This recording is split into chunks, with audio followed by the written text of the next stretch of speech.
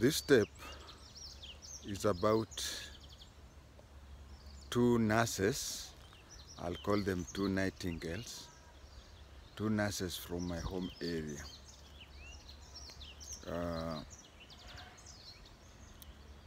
I even didn't know that they existed until the time when I saw what they were doing and why they deserve to be called nightingale. It was after the termination of my job that I came to know them and appreciate them. It's quite a period. I don't know whether they're still doing what they used to do, but in case they have stopped, we should appreciate them. Or even if they are still going on, we should appreciate them. My work was terminated in what in criminal law is called agent provocateur. Agent provocateur is where someone commits a crime,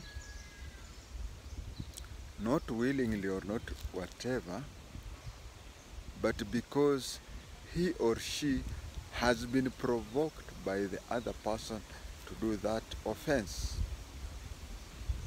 By being provoked by the other person to commit the offense, I mean whoever makes you commit the offense wanted you to commit the offense in the first instance. The laws of Kenya states that if you lead somebody to commit a crime through agent provocateur, then you are as guilty as that person. Of course, we have the principal offenders in a crime: aid and abetting, advising, such things. Okay, you can advise somebody how to steal. For example, a maid would advise thieves to come and steal in the house and tell them that somewhere in a certain corner is where the family hides their jewelries. And then on the day the maid is not around, you come and steal. She is guilty of aiding or abetting. And that is also a principal offender. But then agent provocateur also comes in with the same sentence, because if you aid and if you advise somebody how to steal,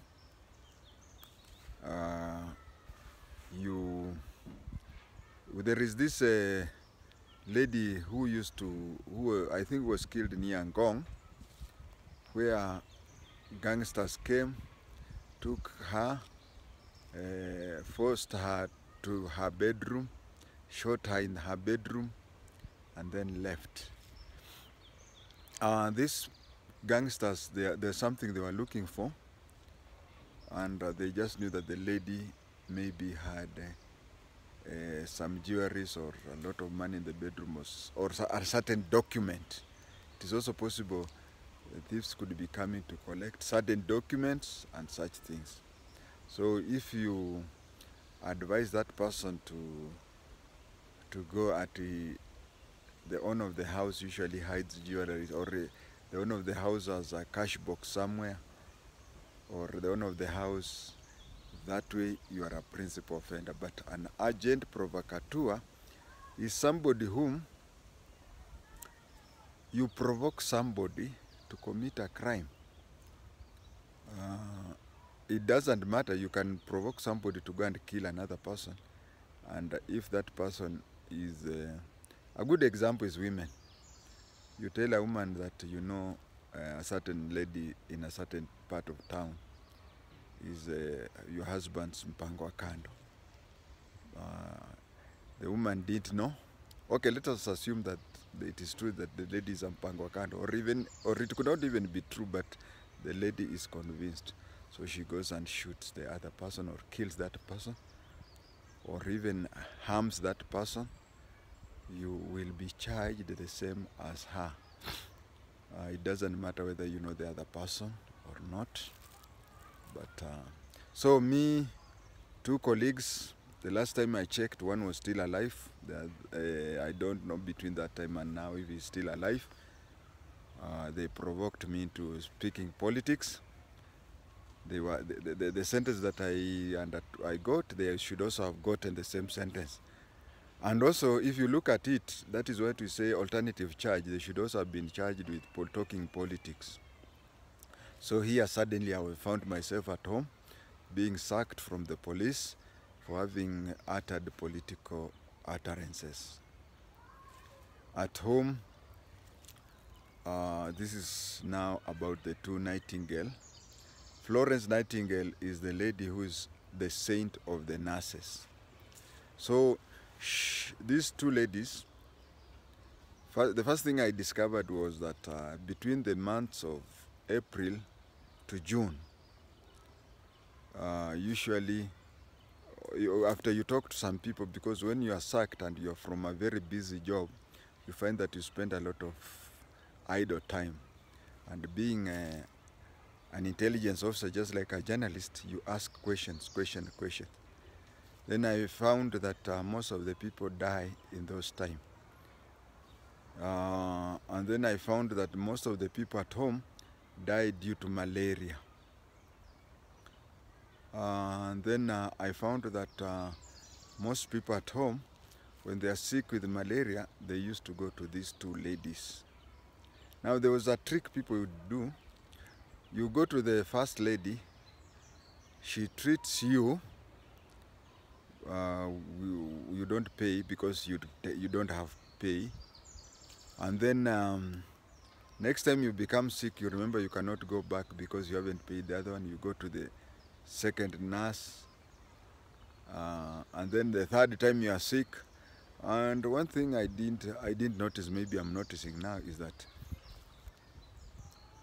these people had ample time to pay. They had ample time to pay these nurses, because if you look at those months, that is when that is the time when we have rain, long rains, and farmers usually harvest somewhere in September, October.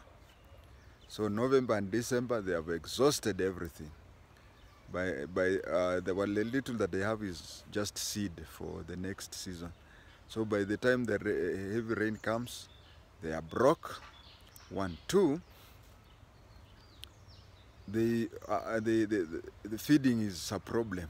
You know, when you are sick, you are supposed also to feed. So they survive on maybe a cup of sugarless porridge per day. And then also that is the period when it is hot, very cold outside. So when it is cold, people become sick, and that is how they die. Now, it is long since I became sick with malaria. I remember 2 years ago, I had malaria-like symptoms, but the funny thing is that they went away suddenly, and I was talking to some medical people saying, is this really malaria? Because it had malaria symptoms, but it was not malaria, and it went away on its own. That is when I was told that most probably I had a bout of COVID. So I can say that more than 15 years, it could even be 20, I've never had malaria. Malaria, we used to have some medications which they used to call, I don't know, 4222. You'd be given 10 tablets. Forgive me if I'm not 100% sure. Correct. You'd take four drugs, then stay for 6 hours, then take 2. Then on the following 2 days, you take 2 by 1, something like that. So I discovered that these ladies, whenever somebody had malaria, they would diagnose the sickness, write on your exercise book what you're suffering from, and then, wonder of all wonders, I noticed that they would give them painkillers. So I asked them, why do you give somebody painkillers? You are not treating that. And that is when both of them separately told me that, you see, the patient was just left. He has been with malaria for 3 times. The first time he came, I treated him with the medicine that I bought from a pharmacist. He's supposed to have paid me, refunded me and they even said that what they do is they don't give the painkillers. They give the painkillers and give a prescription. So they tell the relatives, go to a chemist, get these drugs for your patient. But you see, the patient, they don't have money, so they let the patient die. And on their part, previously they invested in